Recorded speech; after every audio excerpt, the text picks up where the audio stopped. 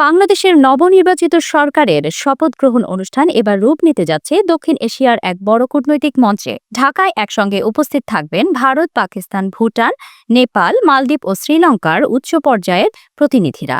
আগামীকাল মঙ্গলবার জাতীয় সংসদের দক্ষিণ প্লাজায় অনুষ্ঠিত হবে নতুন সরকারের শপথ গ্রহণ। ভারতের পক্ষ থেকে লোকসভার স্পিকার ওম বিড়লা এবং পররাষ্ট্র সচিব বিক্রম মিশ্রি ঢাকায় আসছেন। পাকিস্তানের প্রতিনিধিত্ব করবেন দেশটির পরিকল্পনা, উন্নয়ন ও বিশেষ উদ্যোগ বিষয়ক ফেডারেল মন্ত্রী আহসান ইকবাল।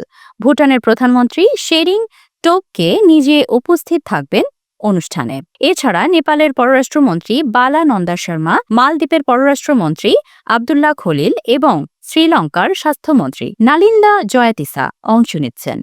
তবে কূটনৈতিক সূত্র বলছে শেষ মুহূর্তে মালদ্বীপের প্রেসিডেন্ট মোহাম্মদ মুইজ্জু নিজে আসতে পারেন। যুক্তরাষ্ট্রের পক্ষ থেকেও অংশ নিচ্ছেন ভারত প্রশান্ত মহাসাগরীয় বিষয়ক আন্ডার সেক্রেটারি সীমা মালহোত্রা। অন্তর্বর্তী সরকারের প্রধান উপদেষ্টা অধ্যাপক মোহাম্মদ ইউনূস চীন, ভারত, পাকিস্তান সহ ১৩ দেশের সরকার প্রধানকে আমন্ত্রণ জানিয়েছেন। এই উপস্থিতিকে বিশ্লেষকরা দেখছেন বাংলাদেশের নতুন পররাষ্ট্র নীতির এক গুরুত্বপূর্ণ ইঙ্গিত হিসেবে। কারণ ভারত পাকিস্তান সম্পর্ক যেখানে দীর্ঘদিন ধরে উত্তেজনাপূর্ণ, সেখানে ঢাকার মাটিতে দুই দেশের প্রতিনিধিদের উপস্থিতি আঞ্চলিক কূটনীতিতে নতুন বার্তা দিতে পারে। নতুন সরকার কিভাবে ভারসাম্য রক্ষা করবে দিল্লি, ইসলামাবাদ ও বেইজিং এর মধ্যে? বাংলাদেশ কি দক্ষিণ এশিয়ার কূটনৈতিক সেতুবন্ধন হতে চলছে?